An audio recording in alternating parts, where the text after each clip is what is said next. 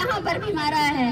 اگر اس کو یہ لگتا ہے کہ اس نے بلوچوں کی ایک نسل کو ختم کر دیا اور وہ اس کو خاموش کرا سکتا ہے, تو اس لانگ مارچ میں جتنے لوگ شامل ہوئے وہ اس کا جواب ہے. اس نے اپنی ریاست کی تمام پیسہ, مال و دولت بلوچوں کو محکوم کرنے میں لگایا. ڈیتھ اسکواڈز بنائے, کرائے کے سردار بنائے, لیکن پھر بھی بلوچ نکلا, کیونکہ بلوچ نکلے گا. بلوچ کو باہر نکالنے سے آپ نہیں روک سکتے, کیونکہ ہم ایک قوم ہے. ہم سے کہا جاتا ہے کہ آپ کی عورتیں کیوں اس تحریک کو لیڈ کر رہی ہے, کیونکہ ہم سیکولر قوم ہیں, ہم قیام میں نہیں آئے ہیں, ہم ہزاروں سال سے یہاں آباد ہے.